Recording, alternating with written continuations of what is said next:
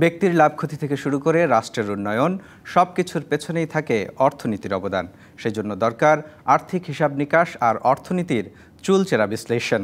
আর এই বিশ্লেষণ নিয়ে ডিবিসি নিউজের সাপ্তাহিক আয়োজন অর্থনীতির সংলাপ নিবেদন করছে RICL TMX।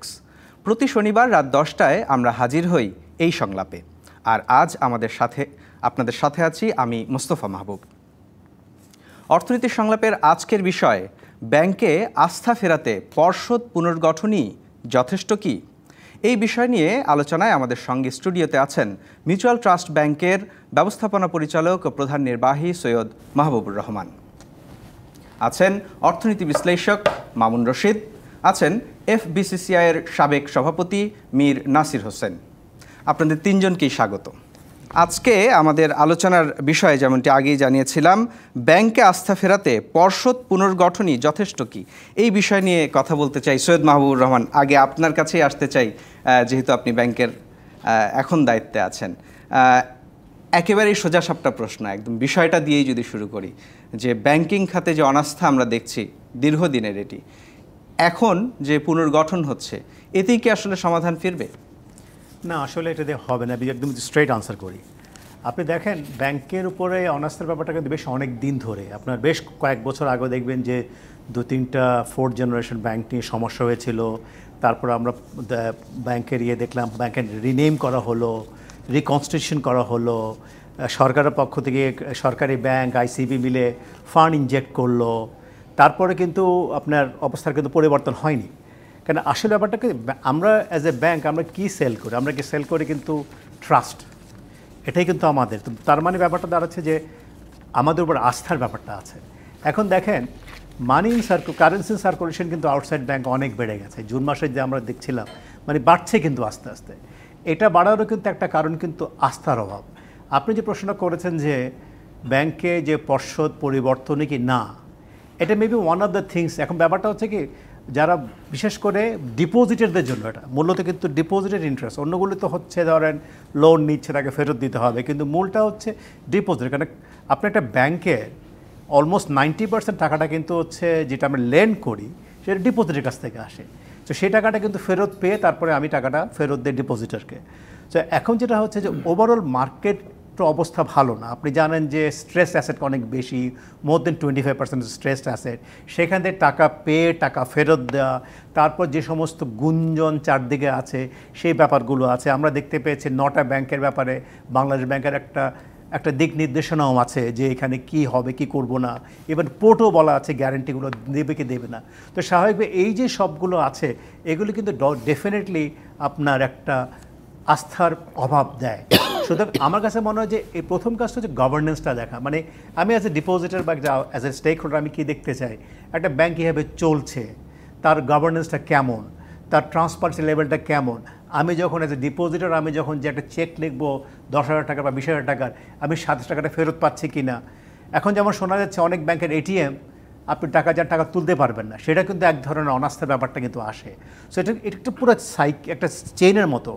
পর্ষদ প্রথম কথা, যে পর্ষদ উইল ডিটারমাইন ফিক্স করবে প্রসেসগুলা, গভর্নেন্স ইয়েগুলা, কিন্তু তারপর নিচে ম্যানেজমেন্ট কীভাবে কাজ করবে এবং তার সাথে সাথে কিন্তু তারা যে কমিটমেন্ট দিচ্ছে সেই কমিটমেন্টটা কীভাবে ফুলফিল করবে, এই সংস্কারগুলোর কথা শুনবো। তার আগে একটু জনাব মামুন রশিদ, আপনার কাছে জানতে চাই যে গ্রাহকের জায়গা থেকে, বিশেষ করে আমানতকারীর জায়গা থেকে যদি জানতে চাই যে আমানতকারী, যেমন সৈয়দ মাহবুবুর রহমান বলছিলেন যে ব্যাংকের স্বাস্থ্য দেখতে হবে।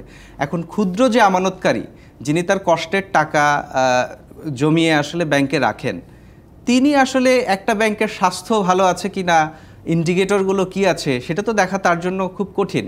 সেই ক্ষেত্রে আসলে কি দেখতে পারে একজন? সেই ক্ষেত্রে দায়িত্ব হচ্ছে সারা পৃথিবীব্যাপী ডিপোজিটার ইন্স্যুরেন্স স্কিম এবং কেন্দ্রীয় ব্যাংকের দায়িত্ব। এটা পুরা খাতটির সুশাসন নিশ্চিত করার জন্য কেন্দ্রীয় ব্যাংকের দায়িত্ব।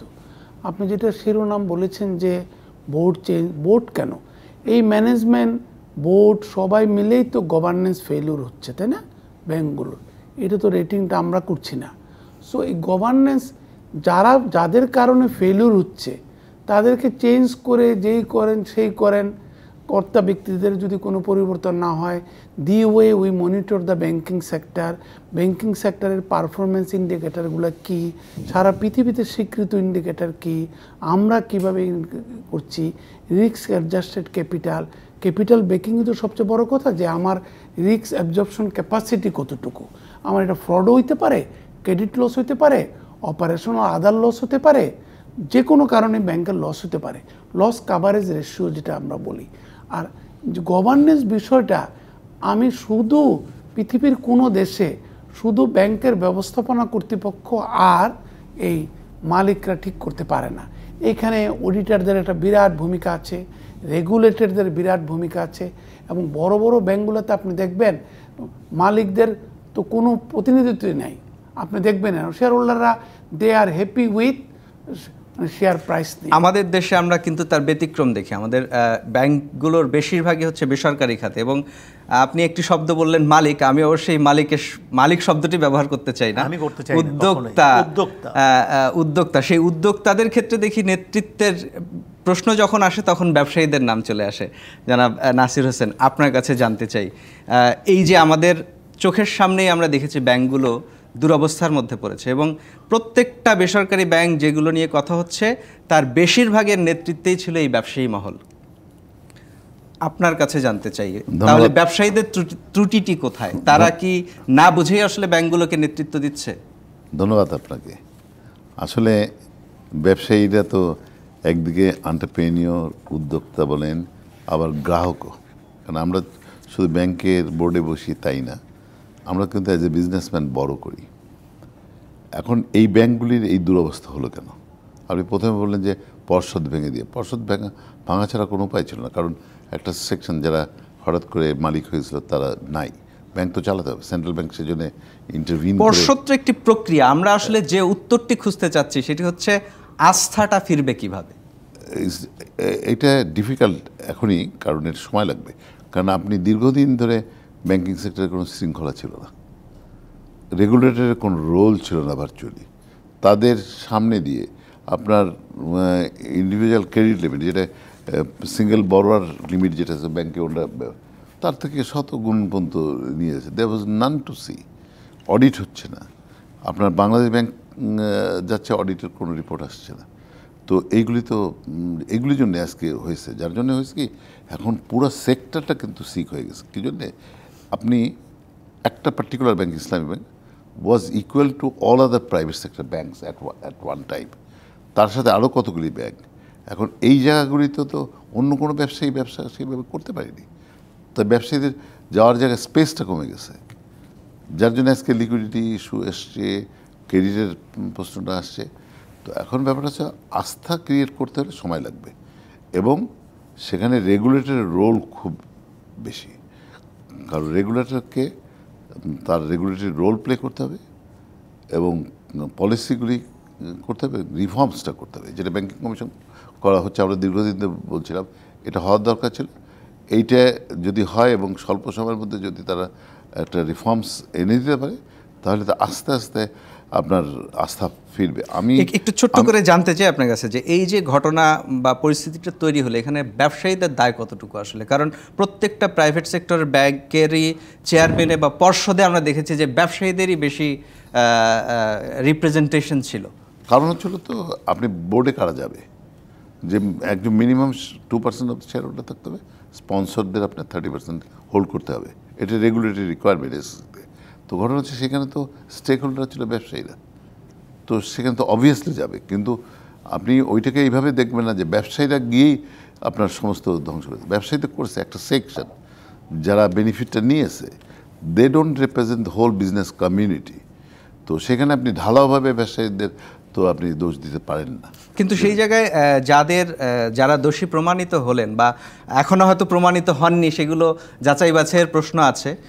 সাধারণ চোখে যাদেরকে আমরা দোষী দেখছি, মনে করছি, তাদেরকে শাস্তির আওতায় আনা উচিত বলে আপনি মনে করেন কিনা? অবশ্যই একটা অ্যাকাউন্টেবিলিটি ক্রিয়েট করতে হবে, শুধু তা না, রেগুলেটর এবং তখন যারা ফেসিলিটেট করছে সবাইকে কিন্তু অ্যাকাউন্টেবল করতে হবে। আর আপনি শাস্তি দেবেন, কিন্তু যে পরিমাণ একজন নিয়েছে সেটা ফেরত আনা খুবই ডিফিকাল্ট। সরকার চেষ্টা করছে ইন্টারন্যাশনালি এটা কতখানি এফেক্টিভ হবে এটা সময় বলে দিতে পারবে। তবে যে জিনিসটা আমি এর আগে একটা টক শোতে বলেছিলাম, এবং বাংলাদেশ ব্যাংক যেটা right decision, acquire the assets of those companies, সেটাকে ডিসপোজ করে একটা পোর্শন তো অ্যাডজাস্ট হবে, সেটা 25% হোক 30% whatever depending on that group আর কি, সেটা একটা প্রসেস।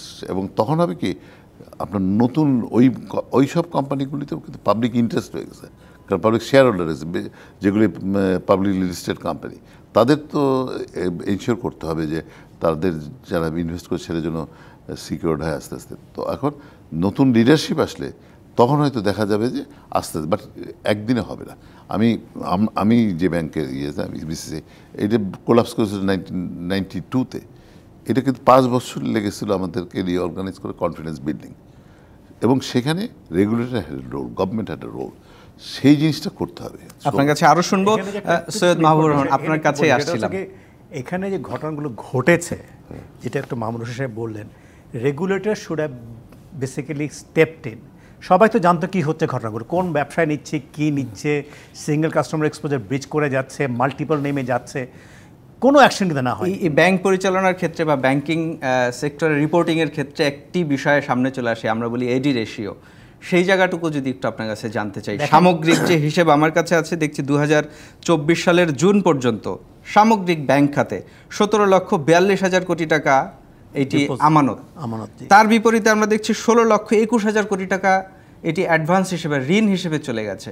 সামগ্রিক ব্যাংকিং খাত তো নিশ্চয়ই ঝুঁকিতে আছে। এডি রেশিওটাও যে পালন করা হলো না বা হচ্ছে না, এই পরিস্থিতিগুলো তো একদিনে নিশ্চয়ই হয়নি। এডি রেশিওতে একটা মাত্র প্যারামিটার, এটা কিন্তু আরও অনেকগুলো প্যারামিটার্স আছে, বুঝছেন না? আপনার যেমন লিকুইডিটি কাভারেজ রেশিও আছে, এসএফসিআর আছে, এগুলো অনেক কিছু আছে। এবং সবচেয়ে ইম্পর্টেন্ট যেটা হচ্ছে ক্যাপিটাল এডিকুয়েসি। একটা ব্যাংকের কিন্তু সবচেয়ে ইম্পর্টেন্ট জিনিস হচ্ছে ক্যাপিটাল এডিকুয়েসি। আপনি যদি দেখেন আমাদের ব্যাংকিং ইন্ডাস্ট্রির ক্যাপিটাল এডিকুয়েসি রাফলি 11.5%। ইভেন যদি আপনি পাকিস্তানেও যান, তাদের ক্যাপিটাল এডিকুয়েসি কিন্তু অনেক বেশি। পাকিস্তানে একটা ফেইল স্টেট আমরা বলি, কিন্তু ওদের ব্যাংকিং ইন্ডাস্ট্রি কিন্তু much more stronger than hours. আমাদের এই ক্যাপিটালটা কিন্তু খুবই লো, এবং সবচেয়ে বড় কথা কি আমাদের 61টা ব্যাংক ভেরি ফ্র্যাগমেন্টেড। সো ব্যাংকগুলির লস অ্যাবজর্পশন ক্যাপাসিটিও কিন্তু অনেক কম।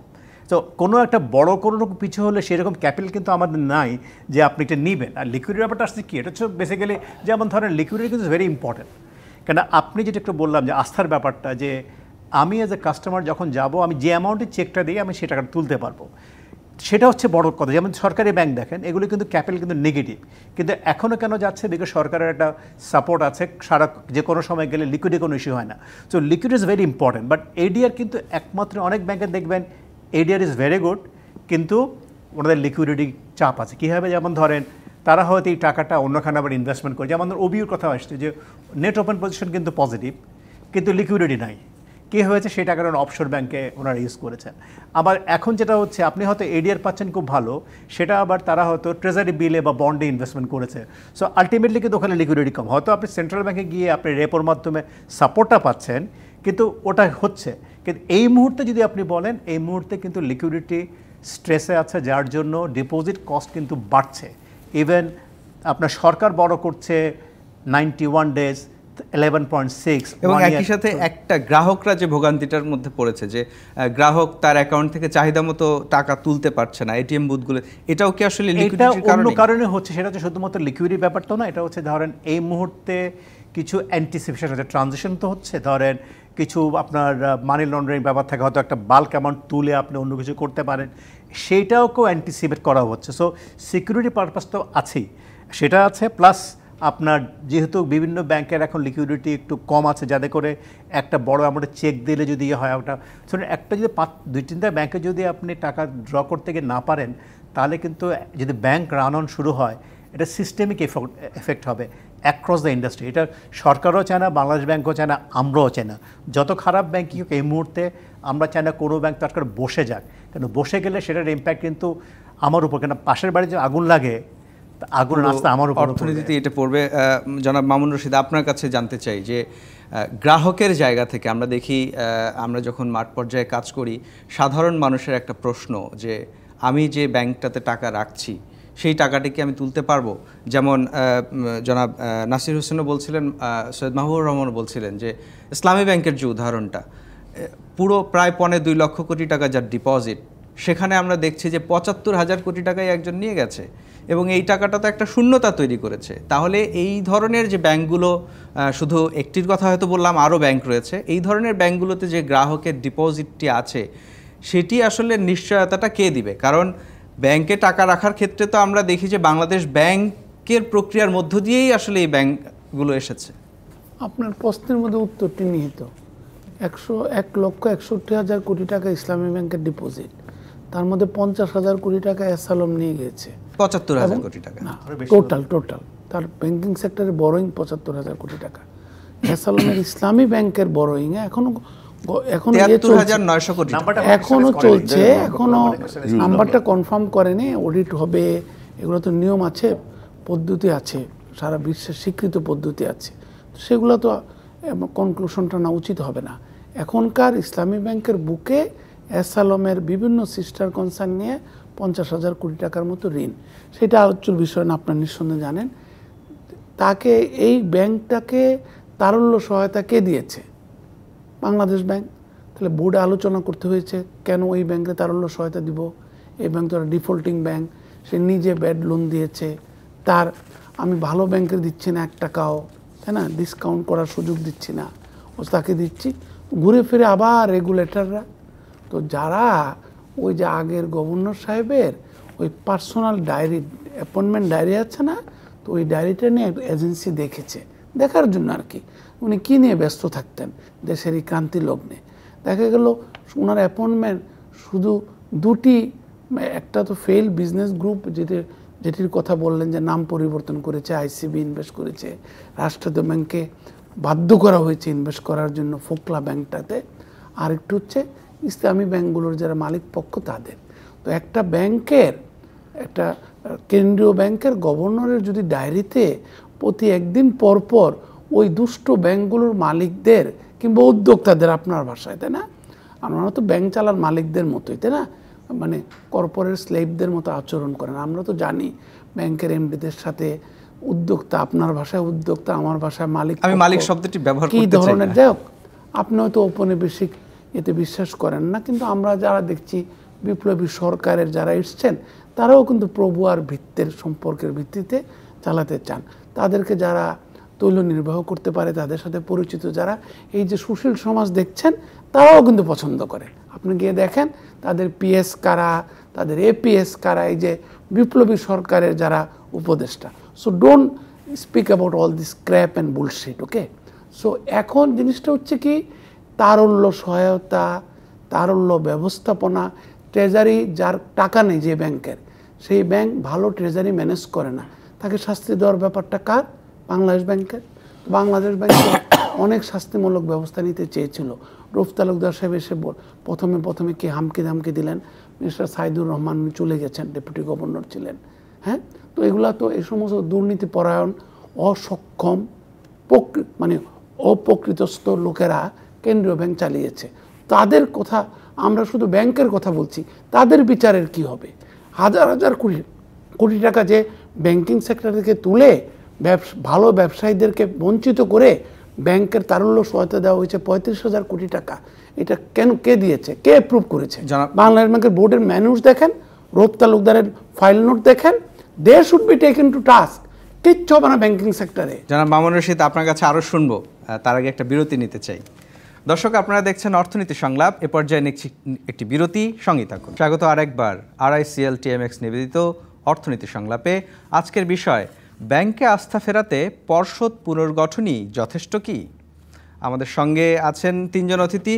জনাব মামুনুর রশীদ, আপনার সঙ্গেই কথা বলছিলাম বিরতিতে যাওয়ার আগে। এখন পরিবর্তিত পরিস্থিতি, তো এখন কেন্দ্রীয় ব্যাংকের নেতৃত্ব পরিবর্তন হচ্ছে, এই পরিবর্তন আসলে গ্রাহকের আস্থা ফেরানোর ক্ষেত্রে কার্যকরী হবে কিনা?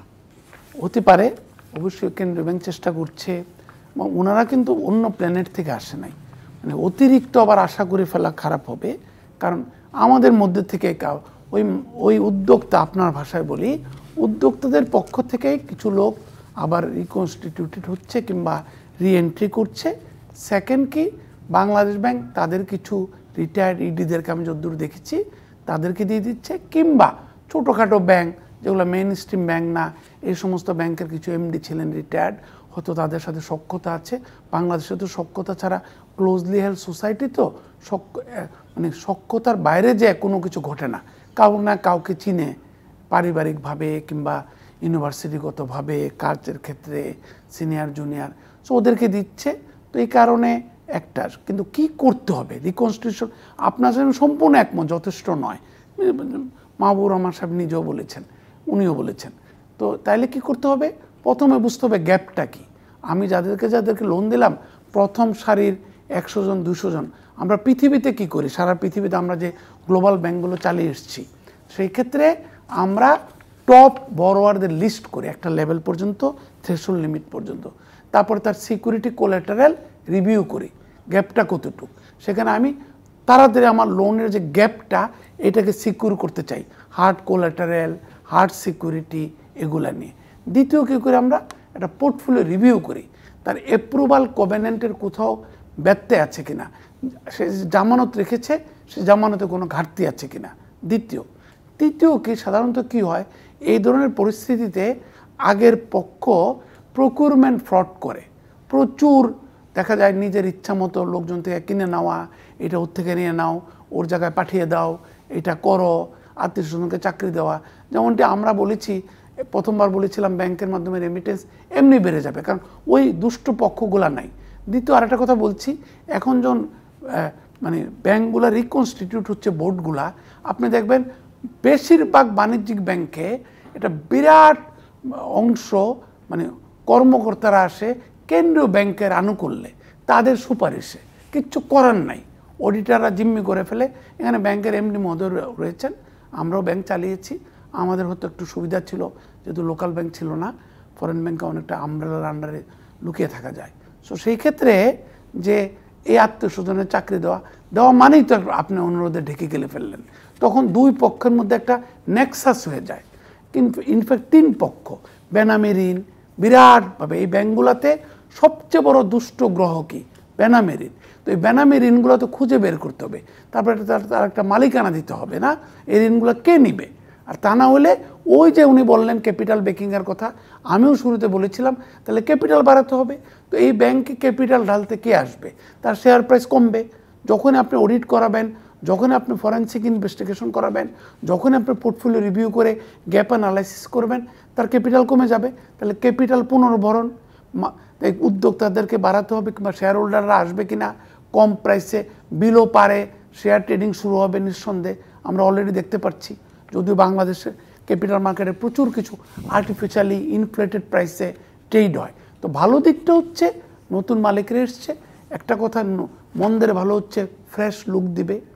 অনেকগুলা ব্যাংকে আবার যে মালিক পক্ষে এসছে, 2-1টা ব্যাংক আমি দেখেছি, তারা কিন্তু ভেরি ওয়েল এডুকেটেড, এবং তাদের এখান থেকে টাকা বানানোর, চুরি করার, ধান্দা করার, লন্ডনে বাড়ি কেনার প্রয়োজন আছে বলে আমার মনে হয় না আর কি, আমার প্রাইমারি ফেসিলি মনে হয়েছে। আর ইন্ডিপেন্ডেন্ট ডিরেক্টর, এবার একটা বিরাট সুযোগ এসেছে, যে ট্রুলি ইন্ডিপেন্ডেন্ট ডিরেক্টর। এই সুযোগের প্রসঙ্গে একটু জনাব নাসির হোসেন আপনার কাছে জানতে চাই যে ব্যাংকের উদ্যোক্তাদেরও একটা সুযোগ এসেছে, এই 16 বছরের যে জঞ্জাল সেটি থেকে শিক্ষা নিয়ে ভালো কিছু করার, সেই সুযোগটিকে কাজে লাগানোর ক্ষেত্রে আসলে আপনার পরামর্শ কি জানতে চাই। আপনি যে সুযোগের কথা বলছেন, শিক্ষা হয় না। ইতিহাসের সবচেয়ে বড় কথা হচ্ছে ইতিহাসকে শেখে না। এনিওয়ে, আপনাকে রেগুলেটরি সিস্টেমটাকে ইমপ্রেস করতে হবে। একটা ব্যাংক কখন ভালো করে, তার বোর্ড যদি নন ইন্টারফেয়ারিং হয়, ম্যানেজমেন্টকে যদি ফ্রিডম দেওয়া হয়, এবং সেখানে যদি ভালো লোক দেওয়া হয়। আর সবচেয়ে যে জিনিসটা আমি মনে করি, আরএমসি যে বোর্ডের সবচেয়ে স্ট্রং, তারা কিন্তু ব্যাংকটাকে ইন্টারেস্ট প্রোটেক্ট করতে পারে। কারণ কথা হচ্ছিল, আপনি কাকে লোন দিচ্ছেন সেটা ইভ্যালুয়েশন দরকার। আপনি একটা project, man behind the project কে, তার ক্রেডিবিলিটি কী, তার ট্র্যাক রেকর্ড কী, তার ক্যাশ ফ্লোতে সে ক্রেডিট সার্ভিস করতে পারে, ডেট সার্ভিসিং করতে পারবে কিনা, এটা অ্যানালাইসিস করা। তারপর কমপ্লায়েন্স, আপনি একটা যে কথা মামুন ভাই বললেন যে আপনি ক্রেডিট দিলেন, তার কোলাটেরাল থেকে আরম্ভ করে এই ডিউ ডিলিজেন্স করে, before disbursement everything has to be checked and finalised, এই করে, এবং রেগুলার মনিটরিং করা। Bank is not only the lender, the partner of that concern or, তো সেগুলি তো মনিটর করতে হবে।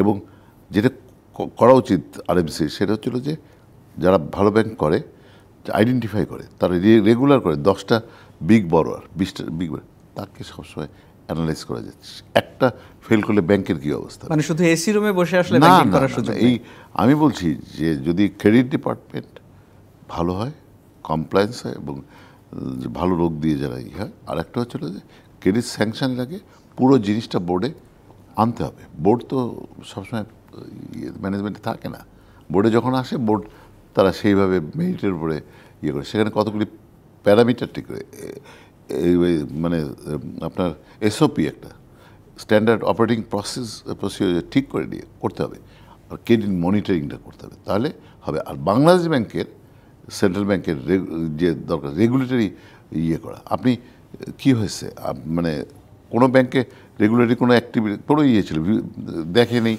দেখতে পারেনি, হোয়াট এভার মিলছে, আরও অন্য ব্যাংকে তারা মনিটর করেছে এবং তারা ব্যাংকের বোর্ডের সাথে সেন্ট্রাল ব্যাংকের বসে অডিট রিপোর্ট নিয়ে সব বসেছে।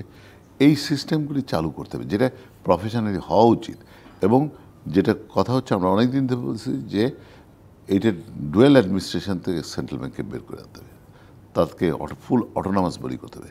এখানে ফাইন্যান্স মিনিস্ট্রি একদিকে তারপরে মাত্র বডি করবে, আর এরা ইন্ডিপেন্ডেন্টলি করতে পারে না, দ্যাট শুড গো। এবং আই থিঙ্ক এটা হবে আর কি। আর ব্যাংকিং কমিশন যেটা হয়েছে, সেখান দিয়ে যদি পূর্ণাঙ্গটা রিফর্মস করা যায়, রেগুলার যাতে স্ট্রং হয়, তাহলে কিন্তু মানে সবাই উপকৃত হবে, এখান থেকে বেনিফিটেড হবে।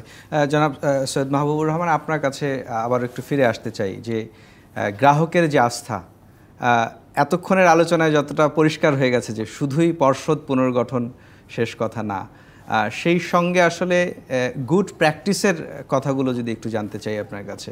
অনেকগুলো সংকটের কথা শুনলাম, এখন কি কোনো সম্ভাবনা তৈরি হয়েছে এই ইন্টারন্যাশনাল নর্মস অনুযায়ী গুড প্র্যাকটিসের? আমি একটু পেছনে ফিরে যাই। আপনি যদি চিন্তা করেন যে বাংলাদেশে যে ওই যে financial sector reform programme FSR আন্ডারে যখন আমাদের প্রাইভেট সেক্টর শুরু হলো, কবে ধরেন 80s শুরু থেকে, এর আগে তো সব ন্যাশনালাইজ হয়ে গেল, ডিন্যাশনাল আসলো, আমরা ইসলামী ব্যাংক, তারপরে আপনার national bank, IFSC bank, AB bank, পরের জেনারেশন ইবিএল এবং অন্যরা আসলো। তো এই যে যখন আসলো তখন কিন্তু ঝামেলা হচ্ছিলো, কিন্তু প্রচুর ইনসাইডার লেন্ডিং হচ্ছিল। পরে 90 দশকে কিন্তু বেশ কিছু রিফর্ম আসলো, এবং সেই রিফর্মটা কিন্তু আমাদের যে open market economy, demand supply ব্যাপারটা আসলো, সেটা কিন্তু আসলে ব্যাংকিং সেক্টর অনেকটুকু এগিয়ে নিয়েছিল। আপনি চিন্তা করেন 2008 সালে আমাদের বোধহয় এনপিএল ছিল রাফলি 22,000-23,000 কোটি টাকা। তো আপনি চিন্তা এতগুলো বছর, আর গত 16 বছরে দেখা গেছে এটা গন আপ টু লাইক লেটেস্ট যে রিপোর্টটা, সেটা বোধহয় 1,82,000 বা 1,84,000 কোটি টাকার মতো। তো আপনি চিন্তা করেন প্রতি বছরে এখন বাড়ছিল 20, 25, 30,000 কোটি টাকা করে। তো এটা তো কোনো, তার মানে কি প্র্যাকটিসগুলো গুড ছিল না। এখানে যেটা হয়েছে, আমি বলবো যে ধরেন এই বোর্ড থেকে কিন্তু চালাচ্ছিল 2008 পর্যন্ত কিন্তু মোটামুটি সেম বোর্ডই ছিল, কিন্তু পরবর্তীতে যেটা আসলো এই সেম বোর্ডের থেকে কিন্তু এই ঘটনাগুলো ঘটলো, বিকজ ল্যাক্সিটি আসলো। কোত্থেকে আসলো? সেন্ট্রাল ব্যাংক সুপারভিশন থেকে। কিছু কিছু পার্টিকুলার গ্রুপকে, পার্টিকুলার ব্যাঙ্কগুলোকে স্পেশাল ট্রিটমেন্ট, প্রেফারেন্সিয়াল ট্রিটমেন্ট দেওয়া শুরু করলো। তখন দেখতে পাই কী হলো, আরে আমি তো পাচ্ছি, অমুক তো পাচ্ছে, আমি তো করতে পারি। সবাই তখন, যেটা একটা তেলের কথা বললেন, সবাই তখন ওই একটা রুট ফলো করলো, যে এই রুট ফলো করলেই এই কাজটা হয়। আমরা দেখলাম রাতের আধারে ব্যাংকের ওনারশিপ চেঞ্জ হয়ে যাচ্ছে, এটা তো গুড প্র্যাকটিস না। তারপরেও, এবং এরপরে বাংলাদেশ ব্যাংকের লোকজন বসে আছে কখন সেটা সই করবে এটাকে চেঞ্জ ওভারটার জন্য। পরবর্তীতে আরও কিছু ব্যাংকে আমরা এগুলো দেখলাম। This are not at all good practices. Bank রিফর্মের যেটা কমিশনের কথা বলা হচ্ছে, আমি জানি না কারা আসবেন, টর কী হবে, কীভাবে এগুলোকে, এখানে কিছু লো হ্যাঙ্গিং ফ্রুট থাকা উচিত যে এগুলি ইমিডিয়েট অ্যাড্রেস করবো, এগুলো আস্তে আস্তে করবো। এটা ওভারনাইট, শুনেন, এত বছরের একটা সমস্যা, এটা ওভারনাইট আপনি আশা করতে পারেন না ওভারনাইট আমি চেঞ্জ করে ফেলতে পারবো। কিন্তু ডিপোজিটর যারা, আমানতকারীদের সেই চিন্তাটা আছে। আমি আপনার কাছে আবার আসবো, এই আমানতকারীদের যে প্রশ্ন, শঙ্কা, টাকা রাখবো কিনা, থাকবে কিনা, ফেরত পাবো কিনা, সেই বিষয়গুলো নিয়ে তিনজনের কাছেই ছোট করে একটু জানতে চাইবো। তার আগে একটা বিরতি নিতে হবে। দর্শক, আপনারা দেখছেন অর্থনীতি সংলাপ। এ পর্যায়ে নিচ্ছে আরেকটি বিরতি, সঙ্গেই থাকুন। স্বাগত আরও একবার RICL TMX নিবেদিত অর্থনীতি সংলাপে। আজকের বিষয়, ব্যাংকে আস্থা ফেরাতে পর্ষদ পুনর্গঠনই যথেষ্ট কি? জনাব মাহবুবুর রহমান, বিরতির আগে আপনার কাছে যেমন জানতে চাচ্ছিলাম, এটি প্রত্যেকটি গ্রাহকেরই প্রশ্ন এবং বিশেষ করে আমানতকারীদের প্রশ্ন। বাংলাদেশ ব্যাংক থেকে অনুমোদিত যে ব্যাংকগুলো বাংলাদেশে এখন ব্যবসা করছে, প্রায় ৬২টি ব্যাংক, ৬১টি ব্যাংক, এই ৬১টি ব্যাংকে আমানত রাখার পরে আমার চিন্তার কোনো কারণ আছে কিনা? দেখেন, এটা স্ট্রেট ফরওয়ার্ড আনসার ডিফিকাল্ট, কারণ এখন যে অবস্থায় আছে এবং আমরা যদি দেখি বেশ কিছু ব্যাংকের লিকুইডিটি পজিশন কিন্তু খুবই স্ট্রেসড, এবং আমরা এটাও জানি যে এই ট্রানজিশনের আয় কিন্তু বেশ কিছু ব্যাংকে বাংলাদেশ ব্যাংক কিন্তু বেশ সাপোর্ট দিয়েছেন, এবং যেটা বলছে 35,000 crore টাকা সাপোর্ট দেওয়া হয়েছে। এই গভর্নর, নতুন যে গভর্নর মহোদয় এসেছেন, উনি কিন্তু বলেছেন তেমন সাপোর্ট দেবেন না। এখন কিছু কিছু ব্যাংক জানি তারা কিন্তু দে হ্যাভ টার্নড অ্যারাউন্ড, কারণ সবচেয়ে বড় কারণটা ঘটেছে এই জন্য যে পিল ফারেস্টটা হচ্ছে না। ওই যে সমস্ত গ্রাহকরা যারা ছিল, যারা টাকাটাকে সাইফোন আউট করছিল, সেটা অ্যাটলিস্ট বন্ধ হয়েছে। সেটা বন্ধ হওয়াতে আমি মনে করি কিছুটা হলো এইসব ব্যাংকের অ্যাটলিস্ট পজিটিভ একটা ইম্প্যাক্ট হবে। এখন যেটা হচ্ছে, it's a matter of time. হয়তো এখন আমি যেটা দেখতে পাচ্ছি, খবরগুলো পাচ্ছি, কিছু কিছু ব্যাংক কখন হয়তো হঠাৎ করে যা চাচ্ছে দিতে পারছে। এটা কিন্তু একবার হয়েও ছিল, আপনার মনে আছে কিনা, ইভেন অনেক ভালো ব্যাংকে কিন্তু সময় নিয়েছিল, টাকার চেক দিলে দিতে পারছিল না।